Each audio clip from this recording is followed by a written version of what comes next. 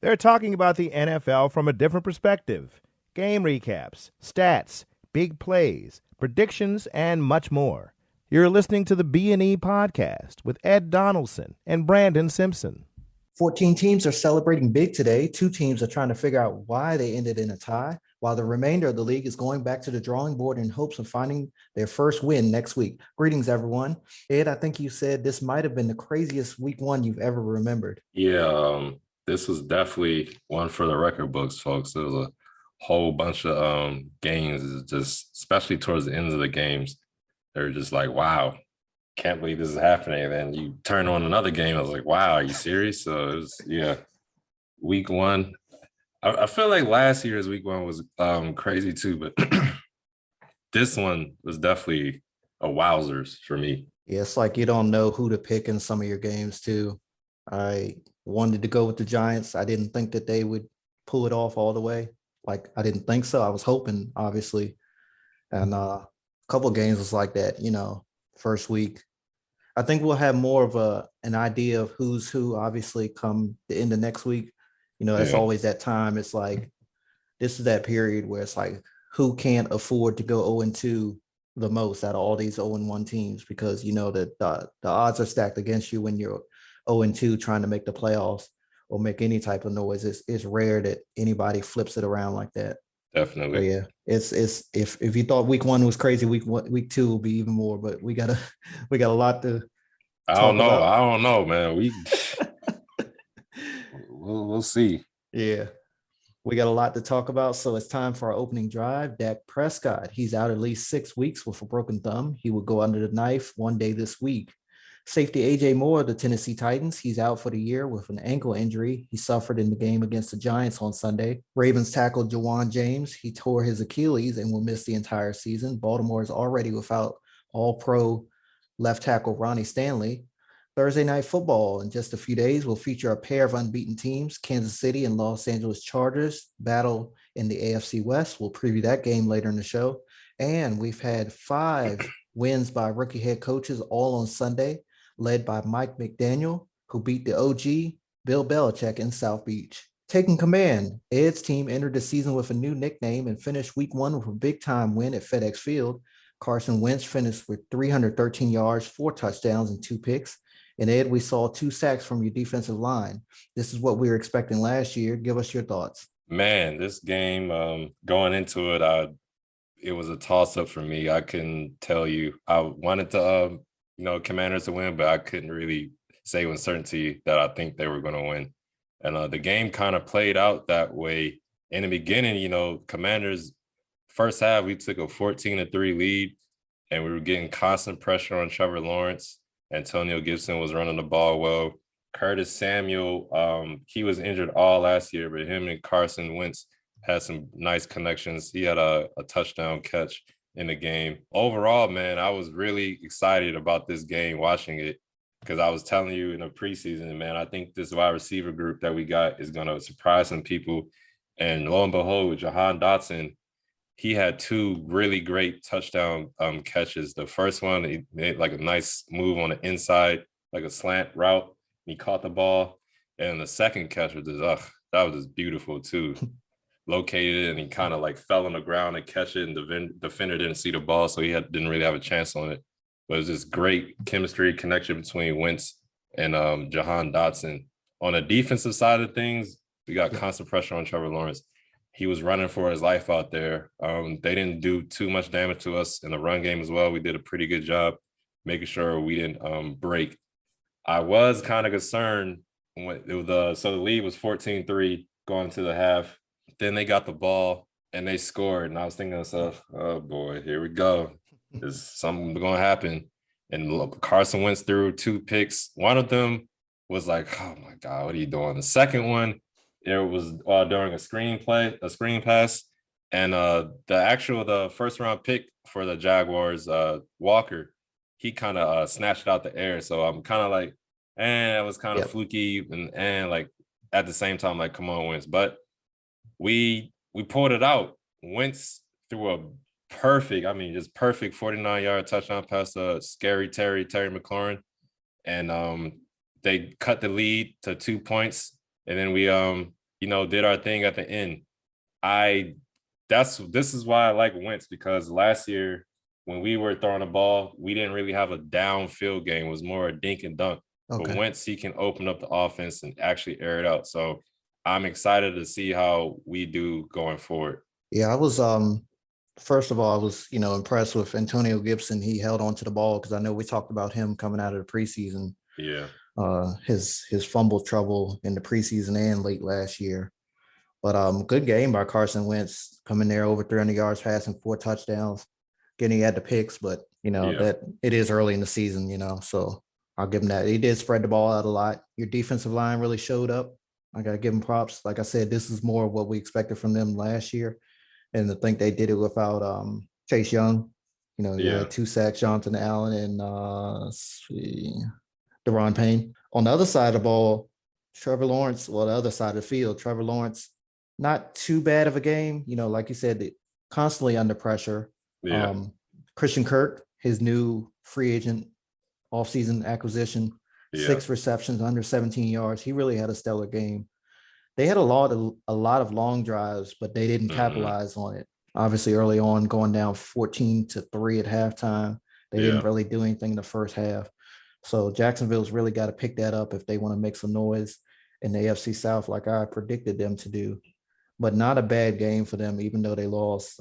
They can take this as a young team and build off of it, and hopefully continue trending upward. Yeah, you're right. It wasn't a bad game for them. There were some plays that they wish they had back. I know one play, Travis Etienne, he had a ball that he dropped, and if he would have caught it, he would have walked right into the end zone because it was on the goal line, and that kind of messed up their drive. I know overall they're probably kicking themselves out. I think this was a game they could have won. The Commanders gave them some opportunities to win, but fortunately this time we actually closed the game out. And after the game, I saw that Coach Rivera gave Wentz the game ball. Wentz had a nice little speech saying, just keep on the momentum, guys, and keep building. So good team win. I liked it. All right, your Washington Commanders, they'll travel to Detroit next week and take on the Lions, while the Jaguars will have their home opener against the Indianapolis Colts on Sunday afternoon. Oh, when the Saints go marching in, they escape with a victory. Jameis Winston was sacked 4 times, but Will Lutz sealed the game with a 51-yarder at the end of regulation.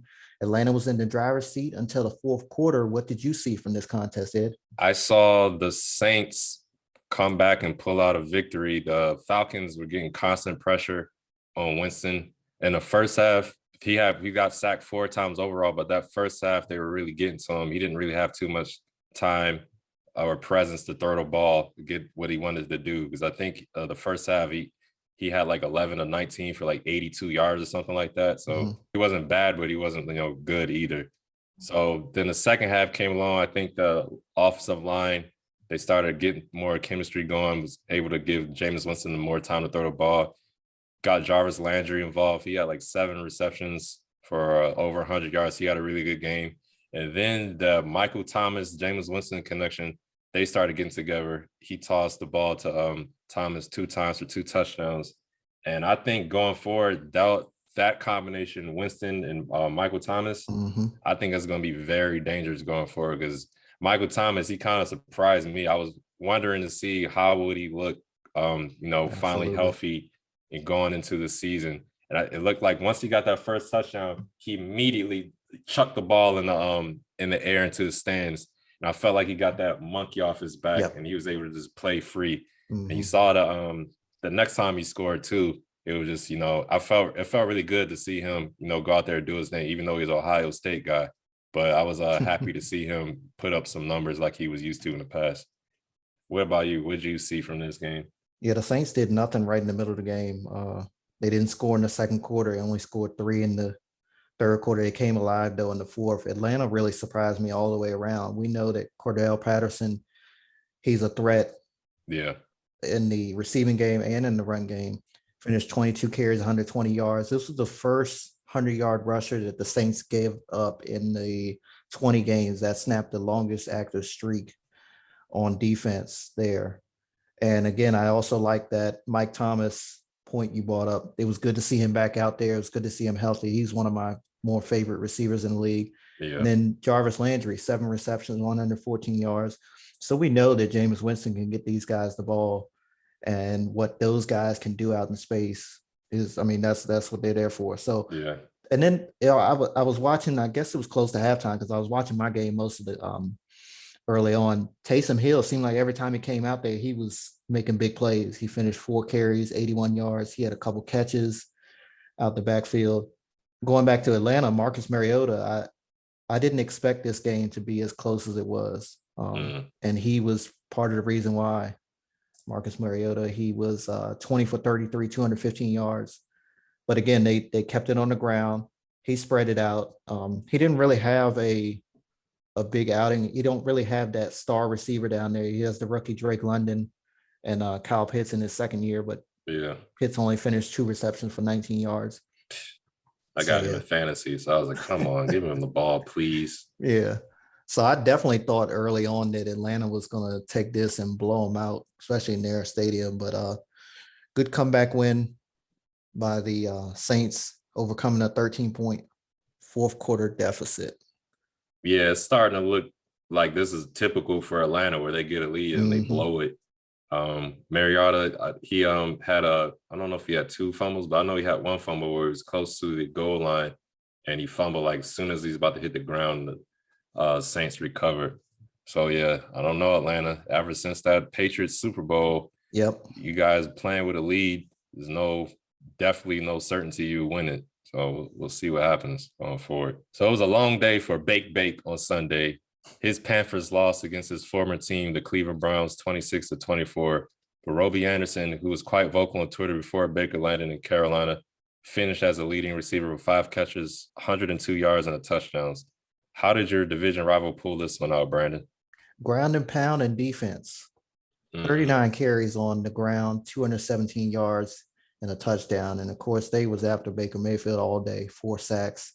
He had an interception. They had a couple fumbles. He didn't lose. They didn't lose any, but Baker fumbled 4 times. He did recover them all. The team recovered them all. So yeah, ground and pound and defense, because Jacoby Brissett, he didn't necessarily have a stellar type game. He was 18 for 34, 147 yards. But yeah, we all know Nick Chubb and Kareem Hunt, 141 yards by Nick Chubb. I mean, come on. The receiving core was kind of quiet. Peoples-Jones led the team in receiving. I expected more out of Amari Cooper. I wasn't necessarily, one of them people thinking, I know some people that was like, oh, Amari Cooper's going to do big things in Cleveland. I didn't necessarily think that, but I thought he Cowboys missing that. Yeah, for sure. They need a quarterback though right now. That's the most important thing they need. But yeah, but it was interesting to see Robbie Anderson getting all those targets and receptions out there. He had the big touchdown as well, the 75-yarder. Yeah. And, this is the guy that kind of like was vocal. He didn't want Baker Mayfield over Sam Darnold when that was before he even got traded there. And it was good to see Christian McCaffrey back out there. He had a couple of big plays as well. I remember seeing the highlights for him. I was like, okay, yeah, that's good. It was good to see him back out there, the Mike Thomases of the world. So yeah, when they come off injury, that's always good to see them out there, especially when they're, consistently on the sideline the year before. So what do you think about this game? I know the Browns felt good. They beat Baker Mayfield. I don't know if they will say it publicly, but I know they felt good. Yeah. I saw Myles Garrett get a sack on him. I wonder what that felt like to sack your former quarterback. I think we said this before, but I think the Browns got the best 1-2 punch at running back. Yep. And it definitely showed it yesterday. As you mentioned, Chubb had a great game. Then Kareem Hunt, he scored twice, I believe. And, they just did their thing. I think they just got to clean a little bit of stuff up, because I think that touchdown, that big one that Anderson had, was like a blown coverage type of situation. Yeah. So I think the game could have been a little differently. I think they just had a couple of lapses in judgment and play, and that's how the Panthers were able to get back in this game.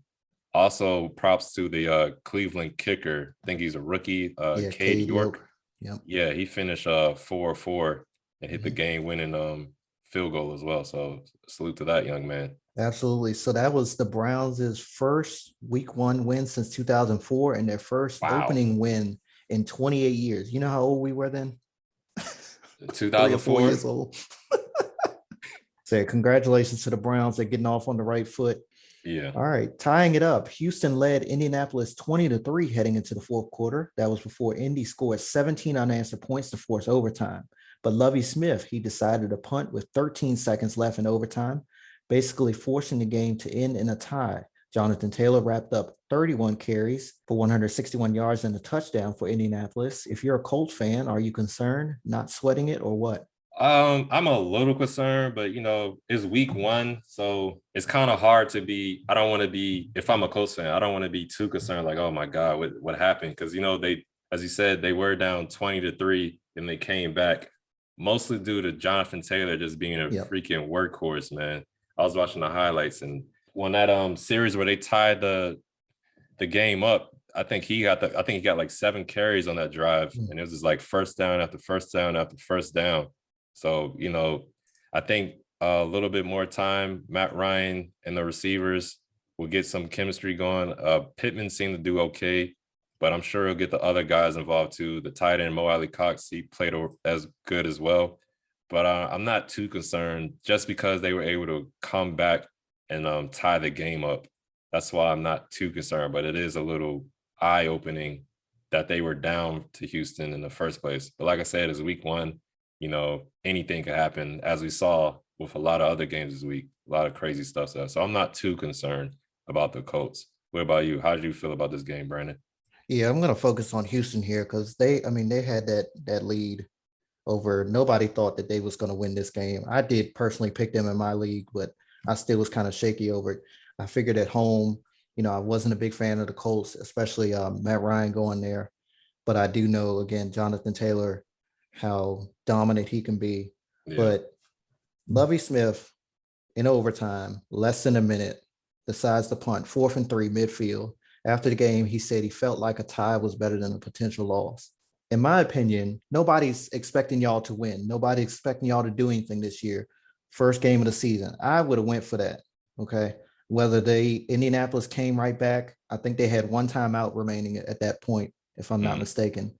And whether they came back and beat us, I would have took the loss, took it like a champ. But 4th and 3 at midfield, when you basically, you've been kind of sort of, you've been in control for most of the game besides, fourth quarter, obviously.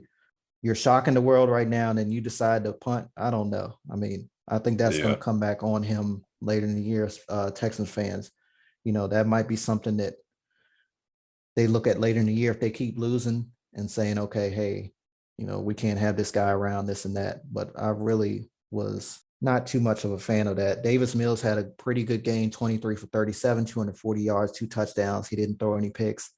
He's a really good young quarterback. And he also had Brandon Cooks. I forgot Brandon Cooks was even with Houston until pregame. 7 receptions, 82 yards. So good game for both teams. I think Matt Ryan, he does concern me sometimes, but if they rely on the run, they'll be all right. Yeah. Yeah, Lovey, I think he was in between a rock and a hard place. So I don't know. At least they didn't lose, I guess. Yeah. Look at it that way. At least they didn't lose. But let's move on to this other game. This game was crazy. Yeah. I mean, down to the wire, just nuts. Well, I don't know. You want to call it a Super Bowl slump? I don't know. But the defending AFC champion Cincinnati Bengals fell just short of a win at home Sunday. Offensive line issues are still imminent for the Bengals as Burrows was sacked 4 times. Meanwhile, the Steelers secured the win as time expired in overtime for Chris Boswell field goal. What did you think of this game, Brandon? Yeah, I would call it a Super Bowl slump because a lot of people expected him to win. I mean, you talk about Joe Burrow, Jamar Chase, Tyler Boyd, T. Higgins and company, and the running back, Joe Mixon, as opposed to Pittsburgh. There are questions at the quarterback position in a sense. Right. Not a lot of people trust Mitch Trubisky. But other than that, his targets on offense are pretty good. So, yeah, I think very, very crazy game. And they, the Steelers defense, they seem like they're back to old form. 7 sacks. They had 3 of those sacks by Alex Highsmith, 4 interceptions, 5 takeaways in total. And Minka Fitzpatrick just had himself a day. He had a block extra point to force overtime. He had the pick 6 early in the game. That was the first score of the game. They had a problem covering Jamar Chase, as most teams do. Yeah. But I know a lot of people was big on McPherson last year, the the rookie kicker for them. He's in his second year. He was but he great missed last that. year. Yeah, he really did had a good especially a good postseason. Mm-hmm. He missed the game-winning field goal in overtime, and then Chris Boswell came back and showed him how it was done. But I do have to shout out to the Steelers. They had a decal on their helmets. I don't know if a lot of people knew this for to honor the late Dwayne Haskins. Yeah. So yeah, kudos to them. But yeah, good win for Pittsburgh. They've now won 3 straight games over the Cincinnati Bengals. But something to keep it out with them. TJ Watt, he left the game, didn't return. He could possibly be out for the season. We're waiting to get more information on that. And Najee Harris left in the fourth quarter and he did not return. Mm-hmm. What are your thoughts on this game? Man, this game was nuts. Before we did the preview last week, I was thinking that the Bengals would eventually win the game. I thought Steelers would come out and their defense would set the tone, but I thought by halftime, the Bengals would have things figured out. But man, the Steelers defense, shout out to them, man. Yep. They did their thing. They was giving Burrows and the whole Bengals offense problems the entire game, not just halftime. I shouldn't have slept on Tomlin because he had this team ready to play. Little concerned with Najee Harris, how he's going to look going forward with because I know he was dealing with a foot injury in the preseason that they kind of kept under wraps, the Liz Frank injury. So I'm wondering if he re-aggravated that injury or if it's something new going on. Because I got him in fantasy. I needed those points, man. I was, oh my God, come on, please. Can I get some help, please? But yeah, man, then the overtime came. First of all, we got to talk about that last play, Jamar Chase to tie the game with that catch. Yeah, corner and end zone. I mean, come on. I was like, oh, well, I thought they for some reason was going to win the game just because of that. Oh, yeah. I thought they had all the momentum on their side. And then overtime came. McPherson, man, this dude, he was hitting like 60, 55. Mm-hmm. I'm talking about far field goals last year, pressurized moments. Yep. So I'm thinking, because this was like a short kick. It was only like 29 yards. Yeah. And he absolutely shanked it. I mean, it was nowhere close to going. And I was like, wow. And then the Steelers get the ball back. I was like, okay, well, Steelers, I guess they're going to win it because they had the opportunity to win the game with a kick. And then, boom, Chris Boswell, he actually kicked it off the field goal. Left side, yep. I was like, what the hell is going on? This is nice. You should have saw me. I was going crazy over this. Sorry, Ravens Twitter was like, don't ever compare McPherson to Justin Tucker again. They was going wild on Twitter. But yeah, go ahead. Didn't he miss a extra point or something? No, they blocked it. McPherson, was a block, yeah. Minka Fitzpatrick blocked it. That's how the game went to overtime. Because I remember after he blocked it, they showed Jamar Chase over at the sideline, and he just sit down like. I was like, man, I love this sport, man. That was crazy. But yeah, overall, man, Steelers defense, they did their thing. As you mentioned though, TJ Watt, I wonder if he's because he went out the game and he was like pointing to his chest and stuff like. So I'm wondering he probably knew what was going on. They said said it when he got to the sideline. Said he felt like he had tore it or broke it. Yeah, so I wonder how that's going to affect him going forward and if he is going to be out or the rest of the season or not. But we'll see what happens with that. But that might have been game of the week. Maybe. Absolutely. All right. So for the first time in 6 years, the Giants won a season opener. Brandon said he was watching this game as a possible upset. What did New York do to snag a win in Tennessee? Man, it's about damn time. I feel like Freddie Mitchell with the Philadelphia Eagles back when we was in high school, when he used to catch the ball, he used to point to his wrist and he'd be like, it's about time. It's about damn time they show up. I got to give it up to Saquon Barkley. We talked about it. We was texting yesterday. On Sunday, 18 carries, 164 yards and a touchdown. Because without him, they would have been in the damn cellar. Mm-hmm. But I'm going to touch on Tennessee real quick, and then I'll come back to New York. Tannehill, he had 2 passing touchdowns, but to me, he don't have a real threat at wide receiver. I think that's part of the reason why they got held up yesterday on Sunday. I mean, I mentioned that's part of the reason why I don't think that they're going to make much noise in their division as well, because they lost both their top 2 receivers. Derrick Henry was back. He looked good, 21 carries for 82 yards. Tannehill, I mean, he was only sacked 1 time. He didn't really have any turnovers or anything, but I mean, they just let the Giants stick around late in the game, which is really surprising. They normally wear you down with that run game with Derrick Henry late in the game, and it's back to New York. I mean, we saw Brian Daboll, he fired into Daniel Jones in the fourth quarter. Yeah. Jones, he had a bad day. Again, like I said, if it wasn't for Saquon, they would have been in the cellar. He lost the fumble. He had an interception. He was sacked 5 times. That's a typical Daniel Jones day at the yard. If you're not a big Giants fan, that's a typical day for him. But kudos to Brian Daboll for going for it on for the 2-point conversion. Yeah. Just over a minute left. I actually thought he should have kicked the extra point and gone into overtime, but I mean, he did what he had to do, and they got their first season opening win since 2016. So Yeah. what do you think about this? You're familiar with the Giants. They're in your division. Yeah, it's kind of the opposite of that other game with Lovie Smith, where the ball was more aggressive and said, "Screw it, let's go for the win." Yeah. I think I was looking at it. He asked the defense, "You guys okay if we try to go for 2-point?" They're like, "Hell yeah, let's go for it." But yeah, man, Saquon is back. He had that burst. It was good to see him get long runs. Not just 5-10 yards, but he had like 2 or 3 big runs. Now I don't know if back in his rookie year if they would have caught him or not. But he did break off some good runs. And then that 2-point conversion too, he kind of broke through those 2 tackles or 1 tackle, however you want to look at it, to get that 2-point conversion. So shout out to the Giants. I will say, y'all was kind of lucky because at the end of the game, Tannehill I thought y'all lost. Tannehill made a great play to get them in field goal range. Yeah. But just the kickers this week, man. Yeah, Bullock mixed that field goal. Bullock, man, I don't know, he was shaking in his legs or something, but yeah, he shanked it and it gave the Giants a win. So, shout out to the Giants. We'll see how they look going forward. It was real good to see Saquon out there doing his thing, though, getting all those yards, rushing the ball. And he was in the passing game as well. I think he had a couple of receptions, which he's good as a dual threat. So, shout out to him. I think Daniel Jones, he'll get a little better as the season goes along. I hope so. I don't know. We will see. He might have a chance to redeem himself on Sunday as they head back to MetLife Stadium. They'll host the Carolina Panthers. Meanwhile, the Tennessee Titans, they'll be one of 2 games on Monday Night Football next week. They'll travel to Buffalo to take on the Bills. First game of the doubleheader again on Monday Night Football. All right, I think we all were expecting more of a blowout in the Motor City yesterday, but the Lions kept it close all the way to the end. Are the Eagles as good as some people think they are? Or maybe the Lions are a bit better than we think? I think it's a little bit of both. I think the Eagles are good. It's going to depend on how well Jalen Hurts plays. But as we saw A.J. Brown and him, I think he tied a career high for receptions and yards, A.J. Brown. So that looks like it's going to be a good pairing. I was a little concerned. Devontae Smith, he didn't do anything. I don't think he even caught the ball once. That was a little concerning.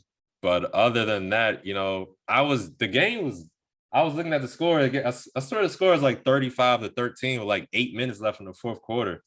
And then I was watching some other game. I can't remember which game it was on. It was one of the because that was an afternoon game, right? A mid-afternoon game. Yeah, it was an early game. Yep.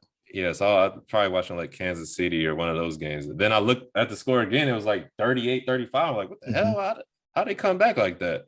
So I think that, after the Eagles got that lead, they kind of just started playing it safe, and the Lions were able to get some opportunities to come back. So I do think, the Lions got DeAndre Swift. He's a good running back. Amon-Ra St. Brown, he's going into his second season. He had a drop in the first half, but I think he made up for it. He caught a touchdown pass. I want to say the Lions are a little better than they were last year, but the Eagles, they're a better football team, so they didn't blow it like the Falcons did, give up the league and lose the game. So I do think the Eagles are good, as some people think. I think they'll be up there to win a division, or one of the people up there to win a division in the NFC East. What about you? How do you feel about this? I agree. I think the Eagles are just as good as we all think they were. They again finished over 200 yards rushing. That was their MO last year. Yeah. A.J. Brown, great game by him. Yeah, I didn't even realize Devontae Smith didn't have a reception until you said it. It was so quiet. But yeah, this was a game that Detroit went up 7-0. Philly finally, got a hold of themselves in the second quarter and third quarter. And then, I remember you texting me saying Detroit still got a chance. And I'm like, what? Because I had no idea as well. But yeah, you did catch my eye with St. Brown when I went back and watched the highlights that, he was catching the ball all over the place. And Smith has always done his thing up there. Yeah. The thing about the Lions I like with Dan Campbell. He's a little bit of a strange guy to me, but he gets that team fired up. He reminds me of Mike Vrabel in Tennessee, where Tennessee has obviously been winning for several years, but these Lions, I think they've always had a good amount of games where they've been close, but then they also get blown out in those games, in other games as well. So it kind of like takes the attention away from them. I think that Dan Campbell will keep that team very competitive, and he'll keep their minds in the right direction. Yeah. And this team should, might make some noise, at least in their division. They might. I don't know how much Jared Goff. I don't know, man. He's gonna get it kind of hot for you. You better win some games this year. Or you might be out of the league, somebody. But good luck to you. Yeah, I think it was kind of funny at the end of the game. Nick Sirianni, he was on the sidelines getting the crowd pumped up because there was a bunch of Eagles fans sitting behind him. It was like, you're not at home. It's like you need to be focused. Most players do that. You don't see too many coaches do that anymore. He's a strange guy to me too. When he talked about watering the plants last year or something like that, I'm like, okay, I like him, but he's a little odd. Gotcha. So yeah. The AFC West featured a big game on Sunday. Justin Herbert, he was spectacular for the Chargers against the Raiders, but his defense owned Derek Carr and the Raiders' offensive line all day. Break this one down. Yeah. The defense getting after Derek Carr, Khalil Mack and Joey Bosa were going after him all day, and the Carr just didn't have too much time to get what he wanted to. He was having a good connection with Devontae Adams. But other than that, the run game wasn't really doing anything. Josh Jacobs didn't really do too much. And other than Devontae Adams, the other guys really didn't get too involved. Darren Waller had a couple of good catches, but the other guy, Hunter Renfrow, he really didn't do too much. And other receivers weren't really a factor that much as Adams. I like what I saw from Justin Herbert. He spread the ball around to a lot of people. I think he had like 11 different receivers who caught the ball. Even after Keenan Allen left the game with a hamstring injury, that didn't seem to slow him down. He had a nice touchdown throw to Gerald Everett where he threw the ball to him, I think like 5 yards outside the end zone, and Everett made a nice play to push the basically backpedal the defender on him that forced his way in the end zone for the touchdown. So I think that defense of the Chargers is going to make them more balanced, and we don't have to worry. Well, they don't have to worry about, I hope the defense can bail me out, or I hope the offense can bail us out. I think they're going to be a more well-balanced team. Justin Herbert's got another year of experience. I think he's going to shock a lot of people this year and make a deep playoff run. Do I think they'll win the division? I'm not too sure because this other team in the AFC West did a lot of damage too. But salute to the Chargers. They played well today. I think the Raiders will be all right. I just think, first week, they got some stuff to figure out with the offensive line. But eventually, I think they'll get it together because the game could have been worse. But, they did fight back to make it more reasonable. So we'll see how they do going forward. What about you? How do you feel about this game? Yeah, this Raiders offensive line was an issue last year. It was an issue in preseason when we talked about it. I think the Hall of Fame game, they gave up 5 sacks. And then they come out in the first damn game of the regular season and give up 6 sacks. I mean, come on, man. You can't even keep your quarterback upright. You get rid of Leatherwood, and you still ain't doing a damn thing. Damn. I mean, Derek Carr didn't help me. He had 3 interceptions.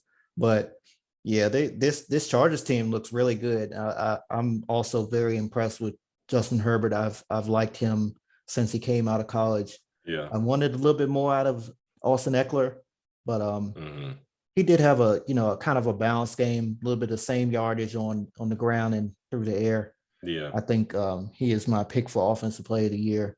Yeah, this Raiders team. Austin Eckler, yeah. Okay, gotcha. This Raiders team, Josh Jacobs, I think we talked about it before. I think he is between the offensive line and Josh Jacobs is going to be their biggest issue this year. Can Josh Jacobs get it going? Because he kind of reminded me of Saquon Barkley, couldn't really stay on the field, and he wasn't productive when he was on the field. And part of that is the offensive line.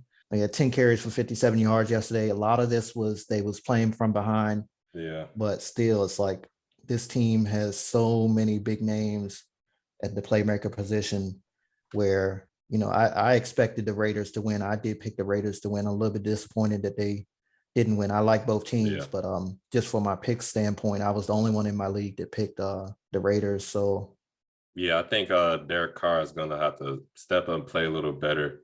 think he said he was a little too aggressive after the game, but they paid him that money. So, Derek Carr, you're going to have to play, you're going to have to elevate your team. Yeah. Hopefully going forward, he can play a little better. We'll see what happens. Did want to ask you about one game we didn't talk about yet.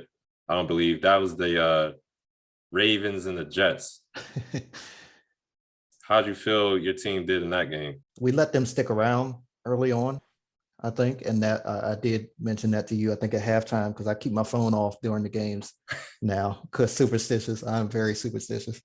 And we gave up a lot of big play. I mean, they weren't big plays, but they were like 10-yard rushes, which is not common for our run defense. We were number one run defense last year, and we just look confused. Like, I looked down a couple of them plays, and I'm like, where the fuck is the linebackers at? Like, why are the safeties having to come up and make these tackles?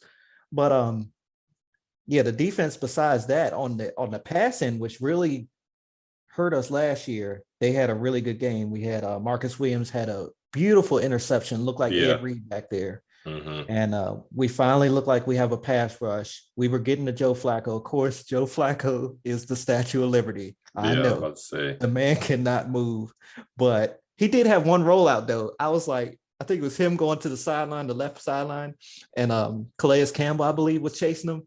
So he had a step on him. But I think the Lamar Jackson he had never thrown an interception on opening day. And I remember I was talking to you in the fourth quarter, and I'm like, he needs to sit down, because you was like, they need to pay this man because of the performance he had on Sunday. And I'm like, yeah, they need to bench him as well right now. Put him on the bench because you're risking an injury and he's going to end up throwing an interception. I'll be damned he ain't throw a damn interception. But and there was a little bit of controversy by the player who intercepted the ball too, because I think he went to like the 50-yard line to kneel or something, or Oh, I think I missed that.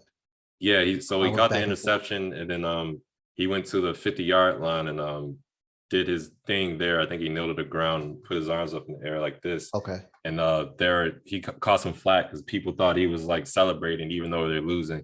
Oh, But there's a video out there. Unfortunately, his father died before the game, so he was paying some respect to his father with that interception. Okay.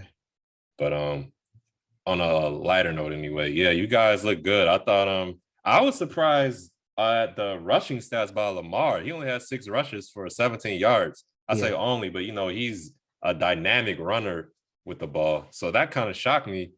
But he, other than that, he did his thing. He had 2 great passes. One great pass to not Devin Duvernay, Rashad Bateman. Yep, 55-yard touchdown. Yeah, and he had 2 touchdown passes to Duvernay as well. So he did his thing like I thought he would. MVP of you guys, and you guys will go as far as Lamar would take you, in my opinion.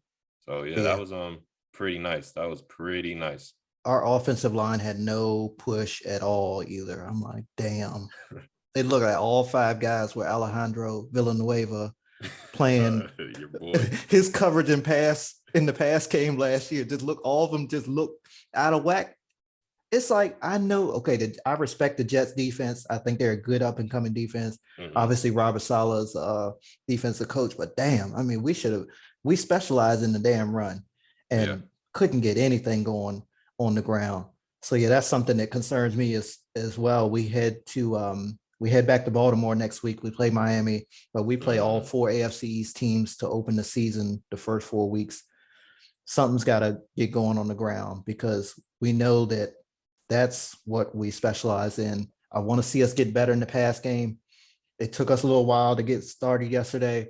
Yeah. But as a Ravens fan, in the back of my mind, I do also feel like that passing game isn't going to be spectacular every week. So that run game we got to get that figured out. Yeah, I think Kenyon Drake was y'all lead back, if I'm not mistaken. Yeah, I think so. He was like recently signed, right? Y'all didn't have him throughout the whole preseason. I think y'all got him late in the preseason. Yeah, we had Mike Davis all preseason, but Kenyon just came in.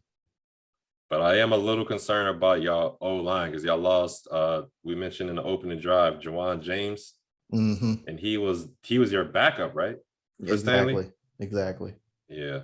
And don't know when Stanley going to be back. Like, damn. Yeah. So, and he tore his Achilles too. I think he tore it before or something. So, prayers to him and good luck. Hopefully you can return. And this isn't Absolutely. the end of your career. Absolutely. All right. So Thursday will be prime night for football. The Chiefs will host the Chargers at Arrowhead Stadium.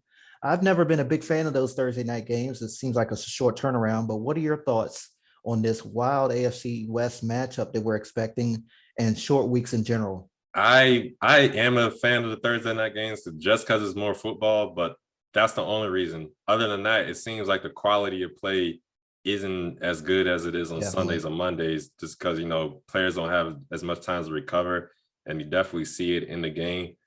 But as far as this matchup, I'm gonna go with the Chargers. I think the Okay. Chargers are gonna beat the Chiefs this game. I think Khalil Mack and Bosa are gonna be making some noise, and I think Derwin James in the back end and Asante Samuel along with the other defensive backs. But I think they're gonna keep Travis Kelce and company in check. I don't think Mahomes will pick them apart like he did against the Cardinals. I think he's going to be running for his life a little bit with Bosa and Khalil Mack going against him. But I'm really excited for this game. I think it's going to be close, but I think the Chargers are going to win it in the end. I think it's going to be a real close game that comes down to the wire, which I think the Chargers will win. What about you? How you feel about this? I don't know, man. No Tyreek, no problem on Sunday. I mean, damn. Yeah, Five that's true. touchdowns, man. The guy looked flawless. No look passes, bombs. I mean, Mm-hmm. I'm going with Kansas City at home. They're extremely hard to beat at home. Yeah. You was texting me during the Arizona Chiefs game about how they if they got that ball back before half, the game was pretty much over. Mm-hmm. How they generally get the ball, they generally kick off to start the game. They get the ball back usually right before half and score. Then they double dip because they deferred in the first half, so they receive in the second half. Yeah. No disrespect to the Chargers. I think this will be more of a competitive game than the Raiders and the Chargers were. Yeah. Obviously, because the Chiefs are a whole different squad. I mean, these guys just know how to win games. So the Chiefs have also, let's see, they've won. Okay, yeah, they won 8 straight openers, regular season openers. So I mean, that aside, they're very hard to beat at home and they're very good Mm-hmm. in prime time as well. So yeah, I'm going with the Chiefs. I think it will be competitive. I think the Chargers defensive line will get after Patrick Mahomes a little bit. One thing to watch with him, he has a left wrist injury. Mm-hmm. Um, Obviously it's not on his throwing hand, but that is something to watch, at least on the short week, to see if that impacts him in any way. So Yeah. yeah, I'm going with the Chiefs. No brainer for me. Gotcha. We'll see what happens. All right, let's give out some awards from the previous week, starting with the offensive ace of the week. Who you got, Brandon? Patrick Mahomes, 30 for Mahomes. 39, 360 yards, 5 touchdowns with a new receiving core. Juju Smith-Schuster, Valdez Scantling, and Sky Moore. And of Yeah. course, Kelsey, the OG, over 100 yards receiving. I mean, he just made it look so perfect out there. So yeah, Yeah. Patrick Mahomes, what about you? I'm gonna go with Justin Jefferson of Oh the yeah. Vikings. Yeah, he had like 8 receptions, like 160, maybe 164 yards. Can't remember 2 Mhm. touchdowns, but yeah, they definitely needed them. I think the Vikings will be a completely different team without him. I'm starting to think he might have a chance to win Offensive Player of the Year, maybe even MVP. Which I don't think. When's the last time has Man, a wide receiver ever won MVP? We'll I'm not see. sure, but man, that would be man. Yeah, He's I'm capable. definitely capable. I'm gonna go with him. I think he's gonna try to be the best receiver going forward this year and Mm-hmm. going forward. But yeah, I'm gonna go with him. I think Justin Jefferson had a great game. Great game. So on the defensive side, Brandon, you've always been a big defensive guy as a Ravens fan. Who's your defender of the week? Minka Fitzpatrick, Yep. 14 tackles, a block, extra point. He forced the game to overtime himself Mm-hmm. and a 31-yard pick six to start the game. That Steelers defense is back, and Minka is going to definitely, pending that TJ Watt injury, he's definitely going to be the leader on that side of the ball and quite possibly the whole team. I mean, he's a great player. I Yeah. think he's very underrated. Who do you got? Who's your defender of the week? I'm gonna agree with you, man. Minka Fitzpatrick, him blocking that kick to send the game into overtime, that was just huge, man. big ballsy play from Fitzpatrick. And like as you said, he had that pick six as well. So I gotta agree. I want to put the whole Steelers defense into that defender of the Yeah. week though, because Yep. the whole defense played well. I mean, they got Absolutely. after Joe Burrow, they sacked him a bunch. They caused some fumbles. They were just giving it to him, man. He didn't have a particularly great game. So I want to give the whole Steelers defense a shout out. But Minka Fitzpatrick, he definitely did his thing out there. Definitely. And we're going to give some love to the special team guys as well. Who you got for your special teamer of the week, Brandon? I'm going to stay in Pittsburgh. Chris Boswell, 3 for 4 field goals. He had the game-winning 53-yarder as time expired. I know he did miss the one field goal early in overtime, but he redeemed himself. 2 extra points as well on a day that kickers had a very rough day. And he saw that himself from the sideline, watching McPherson have his extra point blocked and miss a field goal in overtime as well. So Chris Boswell, your special team of the week, and go. My special team of the week, I'm going to go with the Browns kicker, Cade York, the rookie kicker. He went 4-4, and he also had a game-winning field goal. So I'm going to give him the nod over Boswell just because he doinked it. I love that noise when it the kickers misses doink or boom, however you want to say that. But I love that noise. Hopefully we get some more of this. Not with my team, though. But hopefully we see some more stuff like that happen going forward. But yeah, Cade York, salute to you, young man. I think you did a great job this week. So for every week, someone leaves us scratching our head. Brandon, what was your bonehead call of the week? I have an idea, but let us know. I didn't even have to think about this one. For the lovey of the game, 4th down and 3 for midfield, and you going to punt the damn ball away. Again, young team, win or loss, it don't matter right now, honestly, because a lot of people aren't expecting you to make noise. You got Tennessee, they still got Derrick Henry in your division. You got Jonathan Taylor defending offensive rookie of the year, and then Jacksonville, who I think is going to make some noise, plus a crowded AFC in general. Nobody's really thinking Houston's going to make some noise. You had the first game of the year. You had took Indianapolis toe-to-toe all game. Yeah, y'all kind of gave up the lead, blah, blah. But you're going to punt the damn ball, less than a minute in overtime. Don't nobody try to be tying in overtime. You legit tried to tie. I mean, that's like a preseason type move. We know that in the preseason, nobody wants to go to overtime because they don't want any extra play. You got enough. You don't want nobody getting injured. Regular season, money on the line, and you're going to punt. Yeah, that's it. What about you? All right, mine's is a little different. I don't really have a bonehead call of the week. Mine's is more of a bonehead play of the week. And I got, I'm going to give it to the kickers. All the kickers who screwed up. And there was a few of them. We got the Colts kicker, Blankenship. He missed the game winner. Of course, we talked about the Bengals, Evan McPherson, he shanked one.